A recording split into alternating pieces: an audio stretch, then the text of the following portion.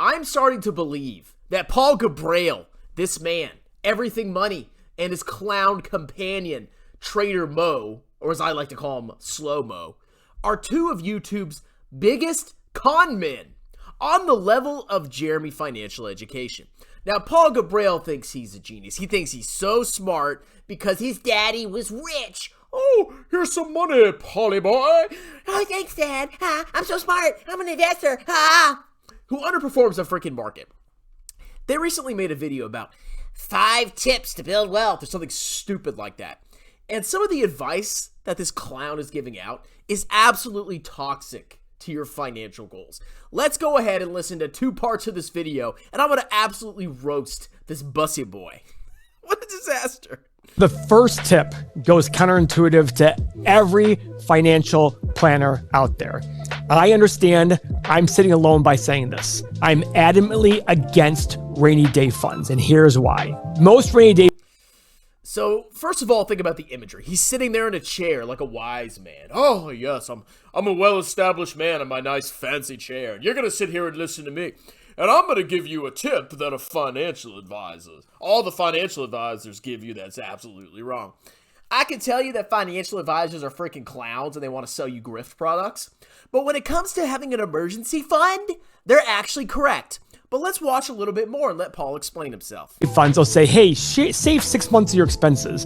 Guys, how long does it take to save 6 months of your expenses? It might take a couple of years. And if you do that, you're taking money out of your retirement account at exactly the worst time. It's been proven that time and time again, you need to get money in as early as possible. So if you end up spending 2, 3, 4 years to build up the 6-month expense account, you're taking money out of the 3 or 4 most important years of your life. Okay, he's talking about a young person. Well, I'm here to tell you, if you're young and you don't have any kids and you don't have any big bills, like you're not me, I have a house, I have a car payment, I could pay it off, but I'd rather invest the money. I got a wife, I got 2 kids, I got responsibilities, okay? I need 6 months of expenses. And that's what I have in my checking account or my savings account. I have emergency savings. If you're a young buck, okay, 2 to 3 months. I mean, what potential emergencies are you going to have if you got no kids, no debt, and you just have to support yourself? Absolutely none. But guess what, ladies and gentlemen? I don't care who you are, you do need emergency savings. Even if you have to temporarily sacrifice investing. Why do I say that? Because if something happens that requires you to spend a ton of money and you don't have money in savings, you're going to have to put it on a credit card. And the interest rate on that credit card is going to be insanely higher than whatever rate of return you could potentially get in the stock market. The only thing I would say potentially consider doing, Not financial advice, is to get the 401k match at your work. Okay, that's 100% return. But after that, if you have no emergency savings, 100% you need them. You are sitting on a fine line. You are setting yourself up for a financial disaster by listening to this freaking clown who says, you don't need emergency savings because you could be investing in the stock market. Emergency savings are there for the specific purpose of protecting you against a catastrophic event. And trust me, something will happen. I've never been in a scenario yet where I've had to dip into my savings, but oh boy, it's gonna happen. My garage is gonna get busted. My heater behind me is gonna go out. My car is gonna have some kind of massive repair. I can guarantee it. And the last thing I wanna do is have to put that money on a credit card or sell investments. Because you know what? Let's say you lose your job and you need to live off your emergency savings. You're probably going to lose your job when the market's down, when there's massive layoffs. So you're not going to have any savings because you listen to this clown. Oh, you got to invest. You put all your money in the stock market. Now the market's down. Your investments are down 20, 30, 40%. And you have to sell those investments at a loss to survive. Or you put it on a credit card and whatever returns that you could get in the market, you're not going to get, or you're going to get less returns because you're going to be paying interest. the interest rate on those credit cards is going to be higher than the market returns. I can guarantee it. If somebody's getting the same interest rate or rate of return in the market as they are on credit cards, you're better than Warren Buffett. Let's keep watching. So, you want to have that rainy day fund. My suggestion is credit card. I know everybody's against credit cards, but I'm not saying to use the credit card as a way to live your life and carry balance. It's for emergency use only.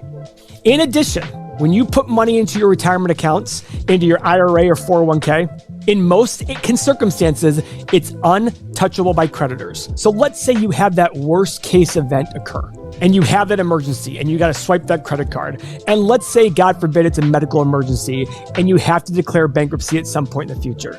Your 401k won't be touched, your IRA won't be touched, and your credit card will be wiped out.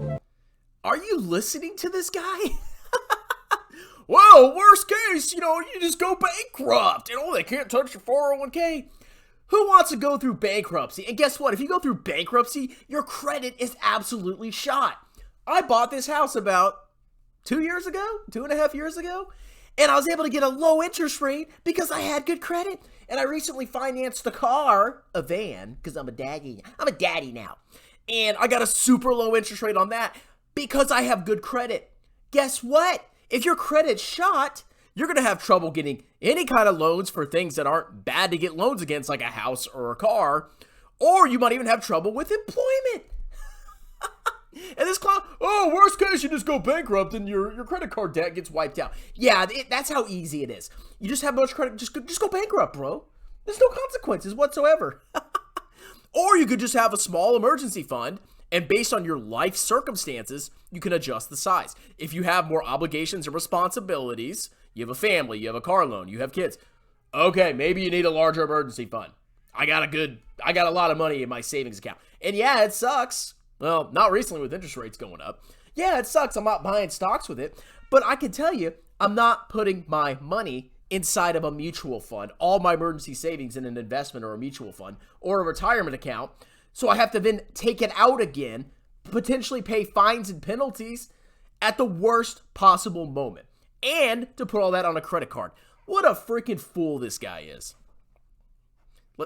Somebody's knocking at the door. All right, let's go ahead and fast forward a little bit. Because then he talks about 401k. 3% match, pay the tax if you can. These are, and this leads to point number 3. Put your money into any retirement account you can. These are tax-free.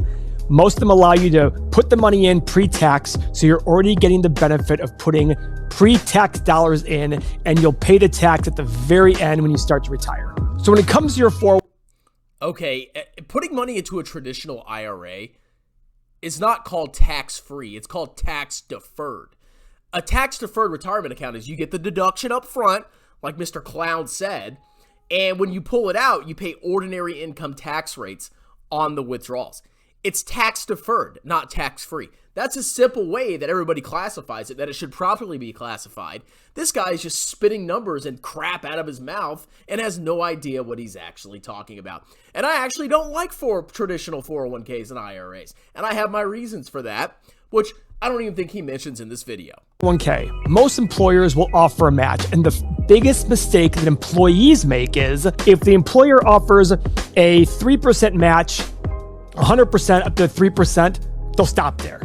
No, your 401k contribution is still deductible up to a certain limit. I think this year it's going to be $22,500. Just because your employer is only going to match $3,000 of that doesn't mean you should stop at $3,000. Max that out as much as you can. Let the government give you that free loan for decades to run and have your money grow tax-free, compounding itself for decades to come. It's not growing tax-free. When you take the money out, you get taxed at ordinary income rates, and it gets added on to your income. So you could pull out $100,000 in retirement, and boom, that's going to bump you into a massively higher tax bracket. You can pull out $1 million, and oh my God, you're going to be paying an insane amount of tax on that. You compare that to a Roth, which is actually tax-free, because once you put the money in, it grows, and you hit the mandatory retirement, or the retirement age, then you can take it out tax-free. That's a much better way to do it. But just the way that he describes it, tells me he has no idea what he's talking about. And on top of that, he's encouraging you to max your 401k and IRA. I'm perfectly fine with that. But guess what? If you're maxing your 401k, you're not going to be able to buy individual stocks. Maybe you can have a self-directed 401k, but most people, when they have a 401k, just have freaking mutual funds. So why would you even pay this clown any amount of money, $30 a month, $80 a month, when you should be focused on maxing your 401k and your IRA? Because I can guarantee you, most of his viewers don't have enough money to max their 401k, because it's actually freaking hard to do. $22,500? That's a lot of freaking money to max that out. And if you got to focus on that, the last thing you're going to do is pay for this clown software. Now, finally, when you've maxed out all your tax-deductible savings accounts, go start your own brokerage account and start saving on the side. Now, what should you do with that money that's invested in the new brokerage account? We are very, very clear that it is best to follow the market. And the best way to follow the market is low-cost, market-based ETFs. Things. You have it right there. Why are you paying him a freaking cent for his software? Buy low-cost, market-based ETFs. I couldn't have said it better myself. So this clown wants you to not have an emergency savings. And then he tells you, oh, you can just put it on a credit card and go bankrupt if you have to. And now he's saying, oh, max out your 401k. He doesn't know how the taxation really, he doesn't understand how it works. And then he's like, oh, if once you max out your 401k, which most people that watch his channel won't be able to do, then you should buy low-cost ETFs. So where does your whole stock picking thing fall in, Paul Gabriel? Oh, it doesn't. Your whole thing is a freaking sham. It's a joke. It's a grift. These people, man. I don't even watch the parts with slow-mo because it's probably a bunch of freaking trash. Anyway, I hope you enjoyed the video. You should have emergency savings, okay? It depends on your facts and circumstances. I have kids, a car, wife. Okay, I got like 6 months. Single person, okay, maybe you can have a little bit less. All depends on you and what you're comfortable with. But oh my God, don't listen to this clown. A credit card for your emergency savings? No, no, no, no. And on top of that, max your tax advantage accounts and buy broadly diversified index funds, and don't spend $30 to $80 a month to give this rich douche that has no idea what he's talking about more money. Cheers.